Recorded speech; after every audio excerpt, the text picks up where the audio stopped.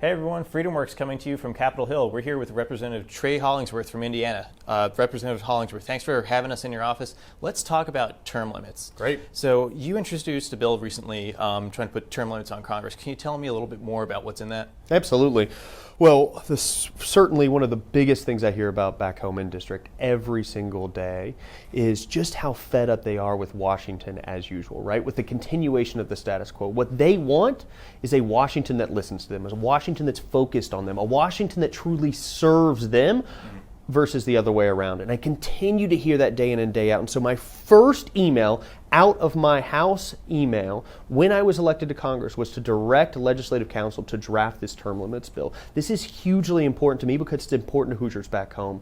And they want a government that truly reflects their values, that's truly focused on them. I think they should get that government. I think term limits are a really big part of that because at its core, it essentially says members of Congress will eventually buy health insurance the same way you buy health insurance, right? They will eventually live under the laws that they've helped pass here, that they will pay taxes in the same way, they will retire the same way, and knowing that they will one day live under the very laws that they've passed empowers them to do the right things for Americans across this country, not just the right things for them up here in D.C. So you're a big government reform guy, it seems. Indeed. Definitely. But can you tell me, what are these term limits? What do they look like? How many terms are people in the House going to be serving, senators? What's that look like?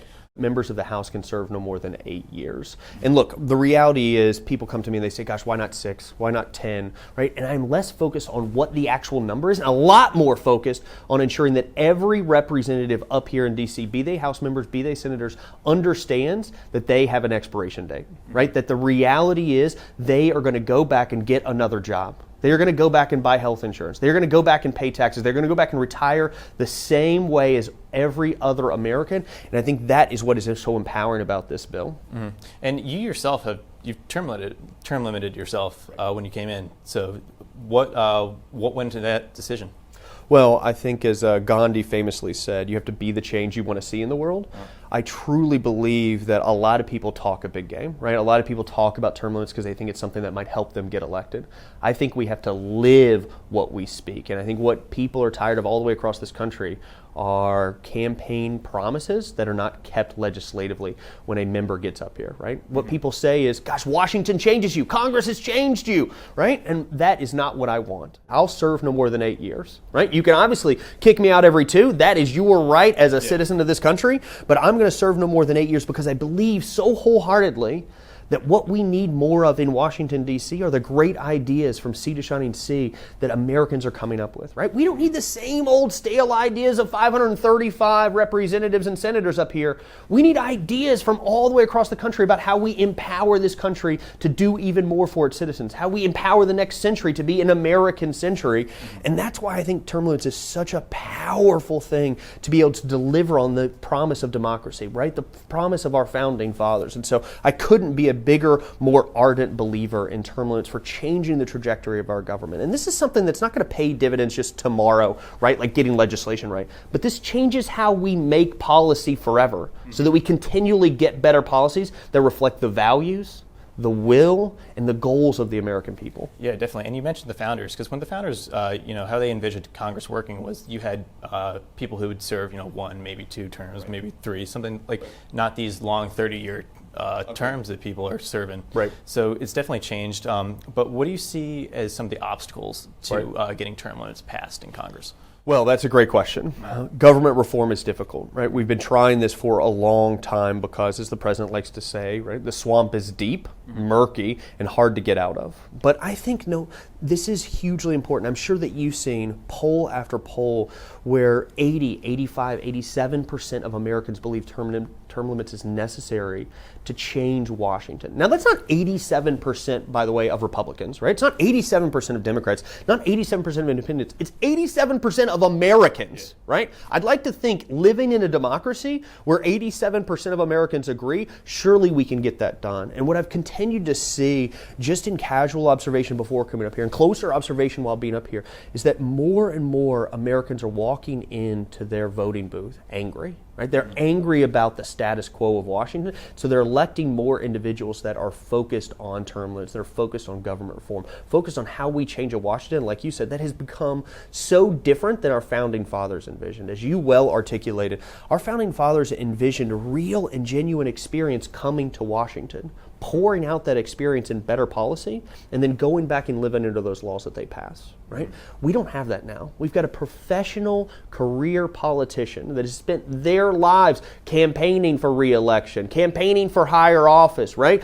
Making promises but not keeping promises. And this is something I want to change, right? I want to get back to, if you are a school teacher, come up here and make sure that we get to better education policy, right? If you're a doctor, if you're in healthcare, come up here and make sure we get better healthcare policy, right? If you're in business, come up here and make sure we get better economic policy. I don't want just more politicians that are good at winning elections. I want real people with real ideas that can make a real difference up here in Washington. And that's why I'm so passionate about this. We need more people involved, not the same 535 people. And the only way we're going to ensure that is if these 535 people have to turn over frequently, right? Because no matter how great your aims when you come into office, right? No matter how much I believe in your character, how much you espouse the laudable goals that you were elected to office for, 30 years of being in Washington changes you. Too much, and we see those results, every day with, right. Just in terms of government reform. Right. But I know you're working on that issue as well, with fixing lobbying, things like that. Are you working on anything else? Well, this is something that we are really focused on all the way across the board because, like I said, I think this goes at the core of how we manufacture policy, right? My background is in business. My background's in manufacturing.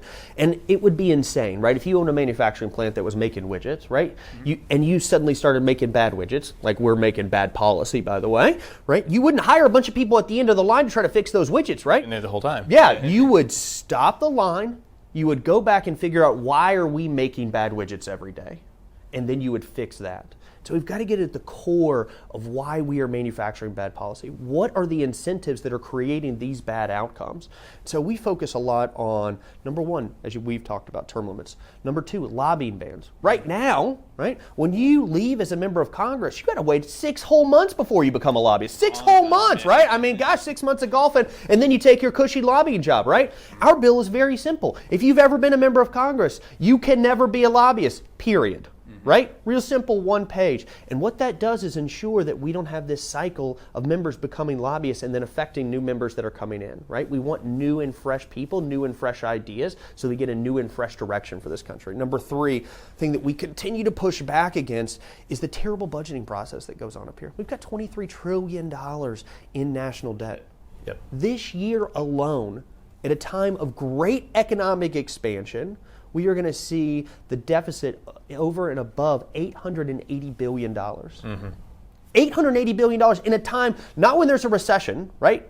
But a time when we are in a great economic expansion. We've got to fix that. So we continue to vote against CRs, right? Continuing resolutions that just say, hey, however we spent money last year, we're going to spend that same money in the same ways this year. That's absurd, right? That's not how you would do that in your household. It's not how you would budget in your business. It's not how people think that Washington should budget. The American people are owed. They work hard for this money that they send to Washington. They send nearly $3.5 trillion to Washington. They work very hard for that money. We owe them a vigorous and thoughtful debate about how we spend that money up here. And so we continue to vote against that. Getting at the core of why Washington is so different than the rest of the country is imperative to me. Because in a democracy, Washington, the federal government, should be reflective of the American people, not separate from the American people. Certainly. Yeah. Well, so it sounds like you've highlighted some of the systemic problems Right. that we have, and that's the way we fix that is we start by instituting term limits. Right.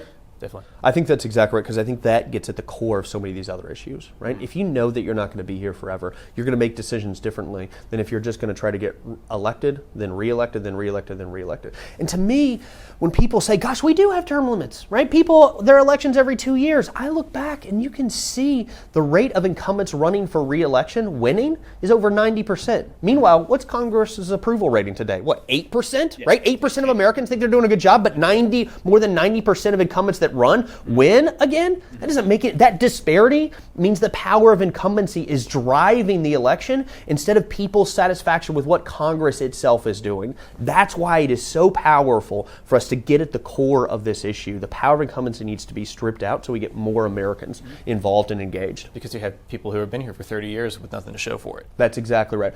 And the reason they have nothing to show for it, right, is because, gosh, if you're just going to run for election over and over and over again, right, you don't really want to solve problems. You don't want to stick your neck out there and go out on a limb and genuinely try to make a difference, right? You want to try to give your opponent as little ammunition as possible. Well, doing very little is a good way to give your opponent very little ammunition. You know who suffers because of that?